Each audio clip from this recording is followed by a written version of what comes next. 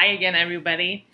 So I have received some positive feedback about the videos. I was afraid at first I was putting my face into our course maybe a little bit too much, but the students that have been responding to me about the videos have told me that they're really helpful, and it's a nice way to kind of feel like there's some personal connection going on in the class, in addition to what's being exchanged on the discussion board. So another video. I'm going to be talking real briefly just about discussion question number 5, where you were all, we all, myself included, got to listen to this podcast from a reporter looking at the specific issue of over-medication for foster youth. And after the previous week's discussion, thinking about the over-reporting or the high rates of reporting of depression and how that's potentially connected to oppression and discrimination and structural inequities, realities and experiences for people that are really heavy, and even for us can feel, wow, like what do we do with this as clinicians?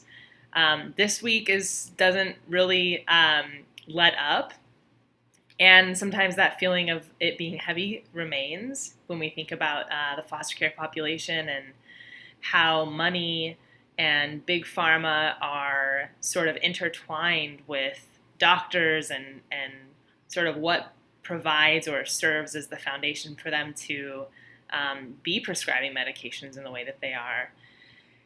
And a lot of you kind of were shocked by some of the statistics of the alarming rates of how foster kids are being prescribed, and then also the kinds of prescriptions that they are being given.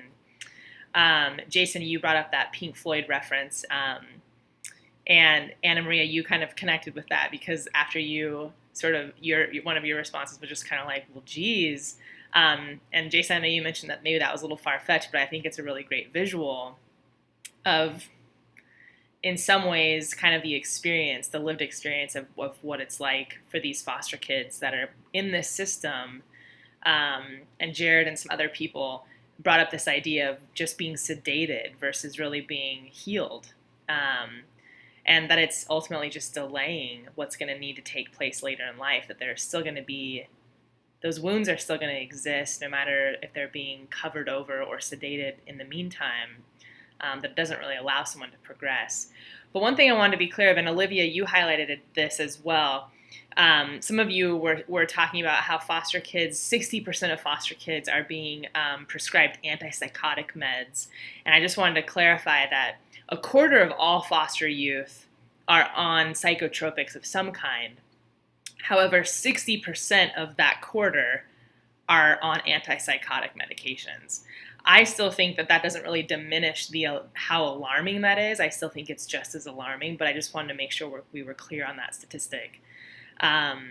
Especially given all of the contextual variables that we know that foster youth face, which I think connects to last week's discussion about certain groups experiencing things based on being let down by life, being let down by the context of life, and not necessarily having innate biological issues at a higher rate than other groups. So it is pretty problematic, and I think I think everybody in the discussion posts as I read, you all expressed a lot of shock at the high rate, the statistics, and the approach of just wanting to sedate, medicate, get kids to be compliant behaviorally without really being attentive to larger, bigger things that could be really beneficial for them when we think about the longevity of their life and how they might be able to engage in their environment and with other people in relationships as they get older.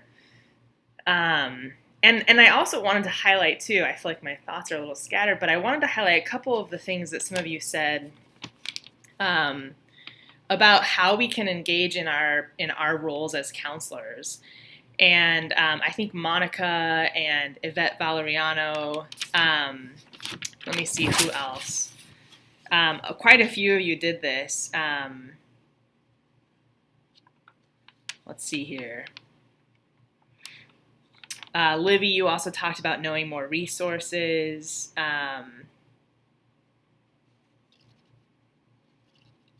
Yeah, so you guys kind of spoke to like what we can do beyond just having a counseling session with foster youth. And I think that you bringing up the importance of us knowing resources is really crucial. I also think that bringing up the idea of being connected to religious or faith communities can be a source of support and resiliency for people providing care, even if it isn't for the foster youth themselves. And Monica specifically talked about getting involved beyond therapy sessions. And as I was thinking about this, and as I was sort of engaging with the responses that some of you were having around, gosh, like, how is this happening? How are people able to treat children this way or engage in a system that is so about profit and not about people? That I think sometimes we do have a really important voice in the broader mental health community, and we don't maybe always necessarily know how to insert it or where we might fit within that broader discussion or discourse. And I'm just thinking, a lot of people who are in charge of policy decisions are not trained in the ways that counselors are trained. I know I have done some grant reviewing work with the Children and Family, the Bureau in Washington, D.C., the Bureau of Children and Family.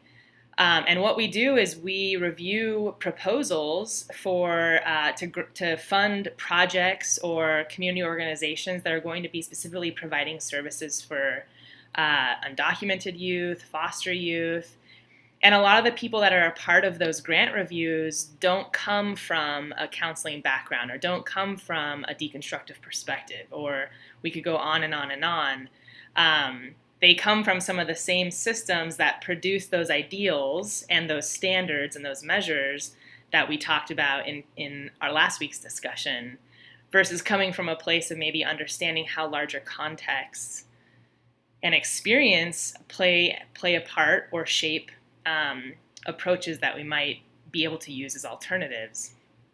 And I do like that the podcast and the reporter didn't really want to talk about things like meditation or yoga as alternatives, because they're not necessarily alternatives. I think the word alternative can come with some different meaning in our culture right now, but that really those are just shown to be more effective. It's not that they're alternative, but that they're just more effective than psychomedication. But I was thinking about my involvement with the Children's Bureau around grant reviewing and how important it is for us to take seats in initiatives like that, where we become crucial people that are informing how decisions get made about where money is spent. And so when I think about stepping outside of our counseling role and engaging in advocacy on behalf of populations that historically and even currently continue to be marginalized in the way that they're approached around mental health, that those are some ways maybe that we can engage to feel like we're doing something bigger and we're doing something more beyond the counseling room. And then I think also maybe more simpler things, which still take time, but being aware of resources that we can direct people to that might offer a different sort of approach, a different method when it comes to handling some of the situations that caregivers justifiably probably experience as difficult. And I also think it's worth spending some time thinking about, and Stephanie, you explicitly brought this up, about how clinicians oftentimes push back against some of the regulations that the state of California wants to implement around prescriptions, around antipsychotics, based on coming from a personal perspective rather than their professional perspective, that on some level personally for them that feels like it diminishes their capacity as a professional, or it will make their life personally more difficult because they will actually have to do more. They'll have to work harder in order to be able to justify putting a child on an antipsychotic medication. And I think that I appreciate that you raised that point, because I think we can look at that from like a moral and ethical perspective, that even if something takes more time, is it actually serving the community that we're trying to serve better if we have these regulations in place, even if it requires more time, effort, and work on our part? That as counselors, that's something that we should be willing to step into and willing to take on versus resisting or wanting to avoid. And again, I think that I kind of left us with this question about last week's discussion about if context and environment really are what is shaping the experience for people. Last week we talked about depression. This week we could talk about behavioral difficulties for foster youth. If it's the context that's producing that, then why is our initial strategy to go towards medicating something inside a person? So looking at it from a biological or a chemical perspective.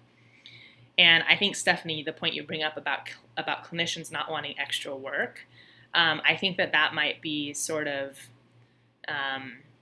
what we're up against when it comes to how we intervene in any of this, that addressing context takes much more time and effort, it's much more complicated. And do people really have the stamina or the interest in doing that? Whereas potentially utilizing medication is a quicker fix, which then we can just deconstruct all of how that plays together in terms of a market economy and a neoliberalist perspective. And we can get into Foucault and all that kind of stuff again, which I love to do. But I just think that these are really important points for us to be mindful of, even as we step into the work that we do as clinicians. And I appreciated that for some of you, you expressed how this sort of shaped and changed some of your thinking around this because you just weren't aware about it.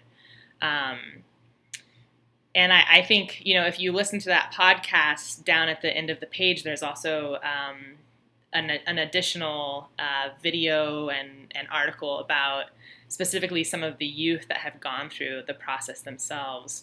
And one of you mentioned about connecting with caregivers or needing that attachment with the caregiver. And that when we think about these kids that are moved repeatedly, it seems really difficult to think that a medication is going to be the path that is going to help someone get better, when really it's the connection and relationship that need to be supported and sustained. And so we have a lot of work to do, and we have a lot of meaningful work to do, and we can make a lot of difference, even though sometimes it can feel like you read these things and learn this stuff and are just like, life is all just crappy and this sucks. Because there's a shred of truth to that, but then there is also, I think, a really important role that each of us has to play.